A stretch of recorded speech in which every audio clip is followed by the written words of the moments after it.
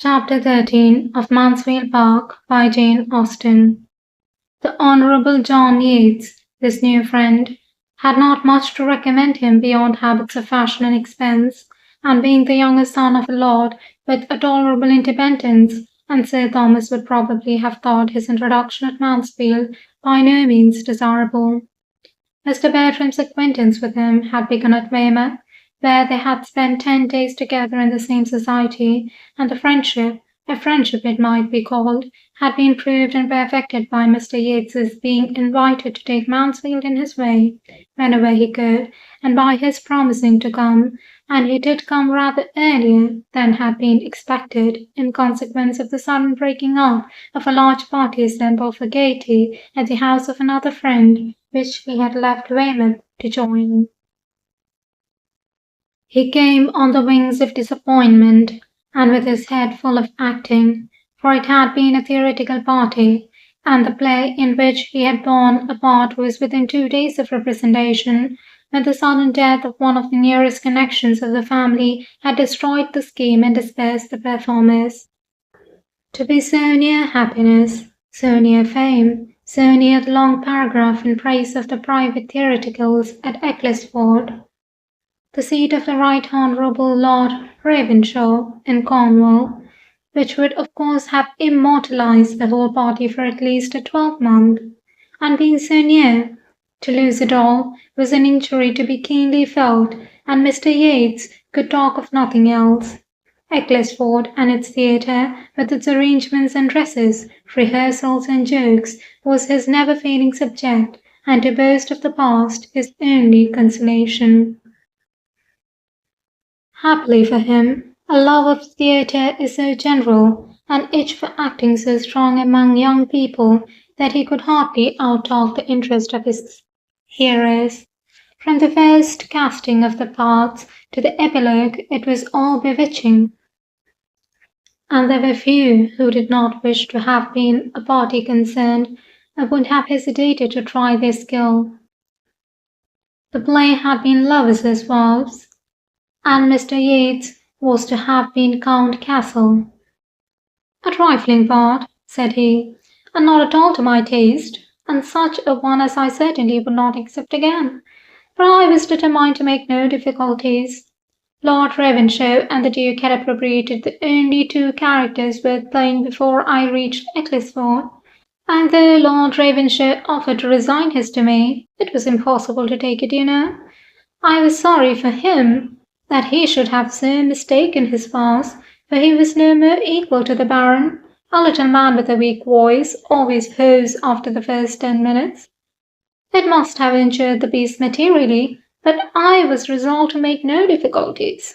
Sir Henry thought the Duke not equal to Frederick, but that was because Sir Henry wanted the part himself, whereas it was certainly in the best hands of the 2. I was surprised to see Sir Henry such a stick. Luckily the strength of the beast did not depend upon him. Our Agatha was inimitable, and the Duke was thought very great by many, and upon the whole it would certainly have gone off wonderfully. It was a hard case, upon my word, and I do think you were very much to be pitied," were the kind responses of listening sympathy. "It is not worth complaining about, but to be sure the poor old Devonshire could not have died at a worse time, and it is impossible to help wishing that the news could have been suppressed for just the 3 days we wanted. It was but 3 days, and being only a grandmother and all happening 200 miles off, I think there would have been no great harm, and it was suggested, I know. But Lord Ravenshaw, who I suppose is one of the most correct men in England, would not hear of it." "An afterpiece instead of a comedy," said Mr. Bertram. "Lovers as wives were at an end, and Lord and Lady Ravenshaw left to act my grandmother by themselves. Well, the jointure may comfort him, and perhaps between friends we began to tremble for his credit and his thanks in the Baron, and was not sorry to withdraw. And to make you amends, Yates, I think we must raise a little theatre at Mansfield, and ask you to be our manager."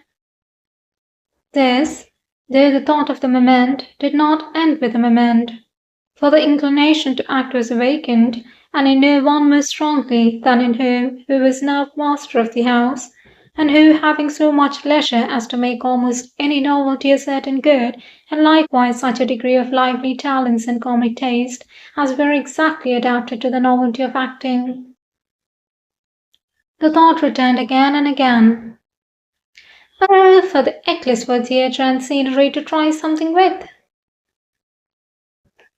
Each sister could echo the wish, and Henry Crawford, to whom, in all the riot of his gratifications it was yet an untasted pleasure, was quite alive at the idea. "I really believe," said he, "I could be fool enough at this moment to undertake any character that ever was written, from Shylock or Richard Tree down to the singing hero of a farce in his scarlet coat and cocked hat. I feel as if I could be anything or everything, as if I could random storm or sigh or cut capers in any tragedy or comedy in the English language. Let us be doing something, be it only half a play, an act, a scene. What should prevent us? Not these countenances, I am sure," looking towards the Miss Bertrams. "And for a theatre, what signifies a theatre? We shall be only amusing ourselves. Any room in this house might suffice." "We must have a curtain," said Tom Bertram. "A few yards of green baize for a curtain, and perhaps that may be enough." "Oh, quite enough," cried Mr. Yeats. "With only just a side wing or two run up, doors in flat, and 3 or 4 scenes to be let down, nothing more would be necessary on such a plan as this. For mere amusement among ourselves we should want nothing more." "I believe we must be satisfied with less," said Maria. "There would not be time, and other difficulties would arise. We must rather adopt Mr. Crawford's views, and make the performance, not the theatre, our object. Many parts of our best plays are independent of scenery." "Nay," said Edmund, who began to listen with alarm. "Let us do nothing by halves. If we are to act, let it be in a theatre completely fitted up with pit, boxes, and gallery, and let us have a play entire from beginning to end, so as it be a German play, no matter what, with a good trickling, shifting after-piece, and a figure dance, and a hornpipe, and a song between the acts. If we do not outdo Ecclesford, we do nothing." "Now, Edmund, do not be disagreeable," said Julia. "Nobody loves a play better than you do, or can have gone much farther to see one." "True, to see real acting, good hardened real acting. But I would hardly walk from this room to the next to look at the raw efforts of those who have not been bred to the trade, a set of gentlemen and ladies who have all the disadvantages of education and decorum to struggle through." After a short pause, however, the subject still continued, and was discussed with unabated eagerness, every one's inclination increasing by the discussion, and a knowledge of the inclination of the rest. And though nothing was settled but that Tom Bertram would prefer a comedy, and his sisters and Henry Crawford a tragedy, and that nothing in the world could be easier than to find a piece which would please them all, the resolution to act something or other seemed so decided as to make Edmund quite uncomfortable. He was determined to prevent it, if possible, through his mother, who equally heard the conversation which passed at table, did not evince the least disapprobation. The same evening afforded him an opportunity of trying his strength. Maria, Julia, Henry Crawford, and Mr. Yeats were in the billiard-room. Tom, returning from them into the drawing-room, where Edmund was standing thoughtfully by the fire, while Lady Bertram was on the sofa at a little distance, and Fanny close beside her arranging her work, thus began as he entered. "Such a horribly vile billiard-table as ours is not to be met with, I believe, above ground. I can stand it no longer, and I think I may say that nothing shall ever tempt me to it again, but one good thing I have just ascertained. It is the very room for a theatre, precisely the shape and length for it, and the doors at the farther end communicating with each other, as they may be made to do in 5 minutes by merely moving the bookcase in my father's room, is the very thing we could have desired if we had sat down to wish for it, and my father's room will be an excellent green room. It seems to join the billiard room on purpose.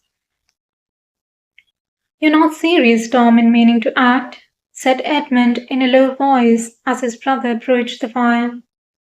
"Not serious? Never more so, I assure you. What is there to surprise you in it?" "I think it would be very wrong. In a general light, private theatricals are open to some objections, but as we are circumstanced, I must think it would be highly injudicious, and more than injudicious to attempt anything of the kind. It would show great want of feeling on my father's account, absent as he is, and in some degree of constant danger, and it would be imprudent, I think, with regard to Maria, whose situation is a very delicate one, considering everything, extremely delicate." "You take up a thing so seriously, as if we were going to act 3 times a week till my father's return and invite all the country. But it is not to be a display of that sort. We mean nothing but a little amusement among ourselves, just to vary the scene and exercise our powers in something new. We want no audience, no publicity. We may be trusted, I think, in choosing some play most perfectly unexceptionable, and I can conceive no greater harm or danger to any of us in conversing in the elegant written language of some respectable author than in chattering in words of our own. I have no fears and no scruples, and as to my father's being absent, it is so far from an objection that I consider it rather as a motive, for the exception of his return may be a very anxious period to my mother, and if we can be the means of amusing that anxiety and keeping up her spirits for the next few weeks, I shall think our time very well spent, and so I'm sure will he. It is a very anxious period for her." As they said this, each looked towards their mother. Lady Bertram, sunk back in one corner of the sofa, the picture of health, wealth, ease, and tranquillity, was just falling into a gentle doze, while Fanny was getting through the few difficulties of her work for her. Edmund smiled and shook his head. "My dear, this won't do," cried Tom, throwing himself into a chair with a hearty laugh. "To be sure, my dear mother, your anxiety. I was unlucky then." "What is the matter?" asked her ladyship, in the heavy tone of one half-roused. "I was not asleep." "Oh dear, no, ma'am, nobody suspected you. Well, Edmund," he continued, returning to the former subject, posture and voice, as soon as Lady Bertram began to nod again. "But this I will maintain, that we shall be doing no harm." "I cannot agree with you. I am convinced that my father would totally disapprove it." "And I am convinced to the contrary. Nobody is fonder of the exercise of talent in young people, or promotes it more, than my father, and for anything of the acting, spouting, reciting kind, I think he has always a decided taste. I'm sure he encouraged it in us as boys. How many a time have we moaned over the dead body of Julius Caesar, to be it and not to be it, in this very room, for his amusement, and I'm sure my name was Norville every evening of my life through one Christmas holidays." "It was a very different thing. You must see the difference yourself. My father wished us, as schoolboys, to speak well, but he would never wish us grown-up daughters to be acting plays. His sense of decorum is strict." "I know all that," said Tom, displeased. "I know my father as well as you do, and I'll take care that his daughters do nothing to distress him. Manage your own concerns, Edmund, and I'll take care of the rest of the family." "If you are resolved on acting," replied the persevering Edmund, "I must hope it will be in a very small and quiet way, and I think a theatre ought not to be attempted. It would be taking liberties with my father's house in his absence which could not be justified." "For everything of that nature I will be answerable," said Tom in a decided tone. "His house shall not be hurt.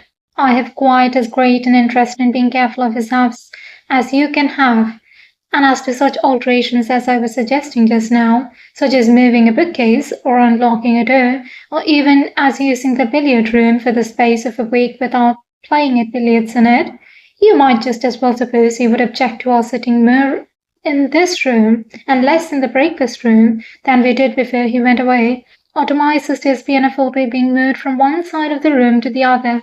Absolute nonsense. The innovation, if not wrong as an innovation, would be wrong as an expense. Yes, the expense of such an undertaking would be prodigious.